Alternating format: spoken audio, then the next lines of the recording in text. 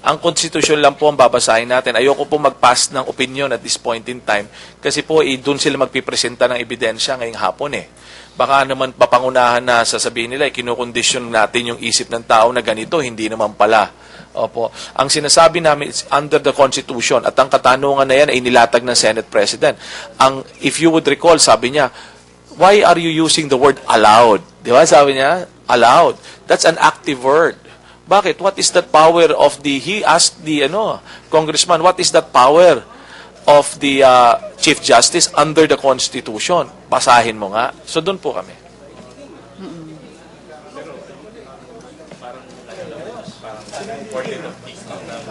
Again, nakikita niyo may hirapan din talaga sila. Sinabihan sila na mag-submit ng memorandum tungkol dito kung ano ang interpretasyon nila sa ibig sabihin ng control at kung ano yung basehan nila para sabihin na para patunayan yung aligasyon nila na yung si Chief Justice Corona allowed the Supreme Court to render certain decisions kasi nga sa ating batas, hindi lamang dito kundi sa ibang mga kaso katulad ng labor law, parang napaka-technical kasi ng definisyon ng control and supervision. Ibig sabihin, ito yung kaya mong impluwensyahan yung magiging desisyon ng ibang tao. Kaya yun yung pinag-iingatan dito. Sabi ni Senate President Enrile, gusto niya sigurado siya na kung itutuloy natin itong proceeding sa Article 3 na malinaw kung ano ba yung tamang definition ng control at kung ito ba talaga ay kayang gawin ng ating Chief Justice in relation to dun sa ibang mga justices ng Korte Suprema. Tanong ko lang po, alin po ba ang tama? Kasi kanina binabanggit ni Congressman Nabaya yata yun, yung kung ano yung kapangyarihan ng Chief Justice. Ang ginagamit niyang term ay assign.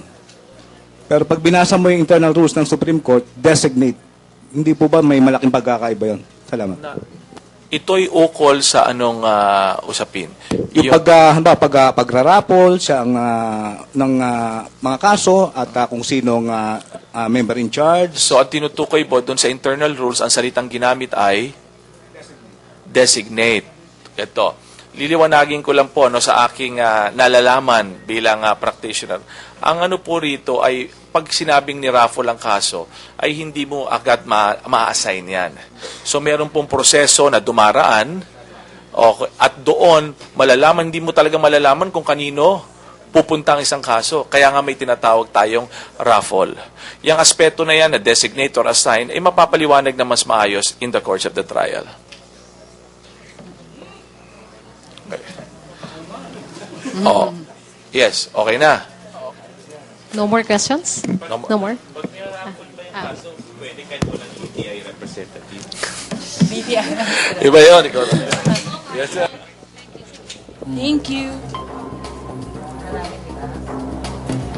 Yan po ang press briefing ng defense.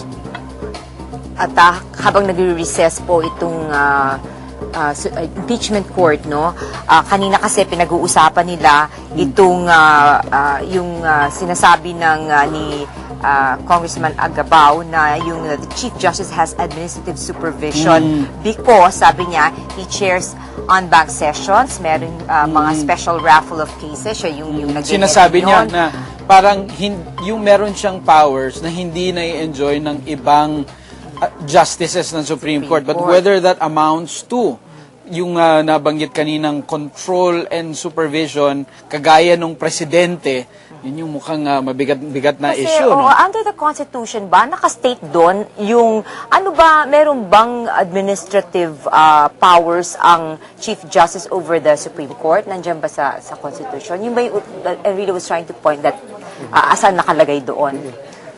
Yun ang kung susuriin natin ang saligang batas.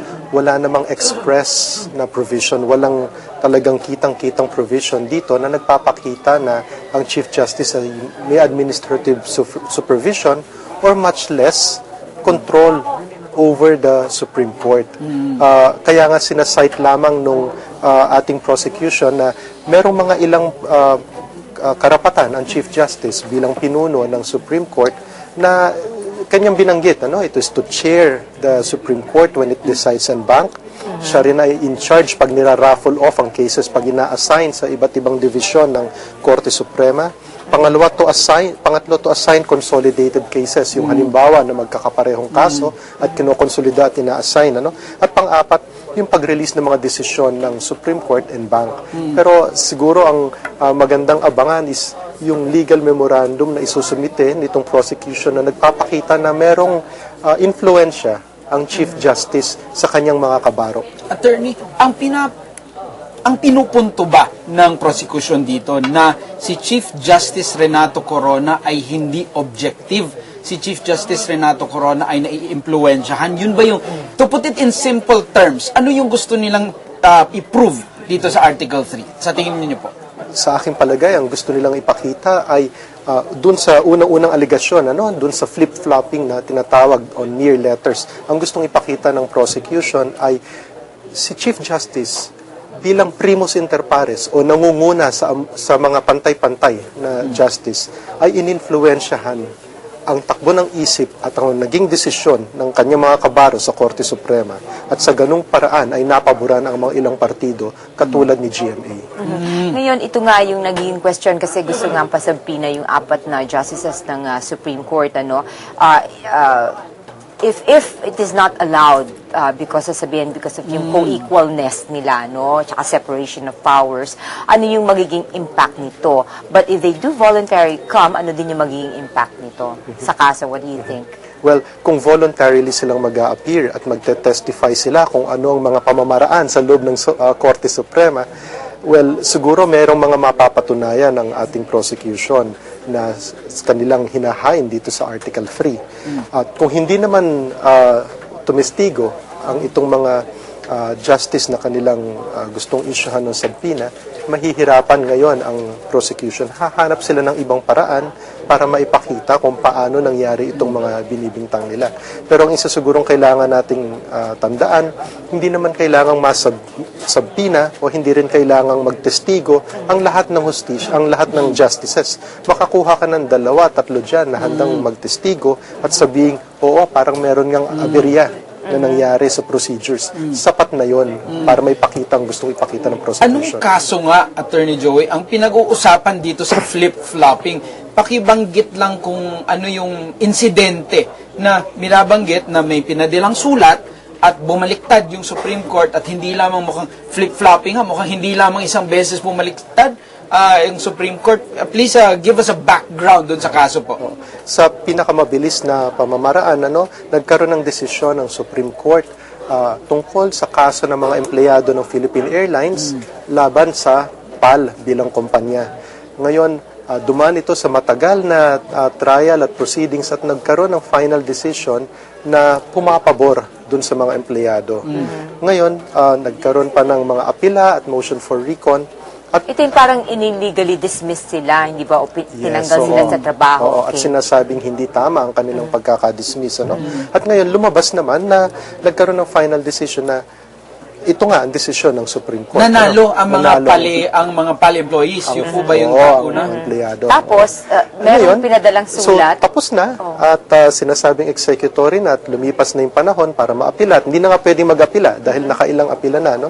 Ngayon, itong abogado ng Philippine Airlines, si Attorney Estelito Mendoza, na isang tinagurian at talagang napakahusay. abogado ni Erap dati sa Tama impeachment yun. ni Erap. Tama yun. At napakahusay naman talagang abogado, very well respected sa ating legal community, ay nagpadala ng sulat sa Supreme Court na sinasabi niyang, teka, ang nag-render ng desisyon dito sa kasong ito ay itong division na hindi ko matandaan kung second or third division. Hindi naman sila ang naka-assign dito. Parang bakit yung decision ang nakapirma sila. So, ang sabi niya ngayon, parang may mali, may aberya. So, gusto niyang malinawan.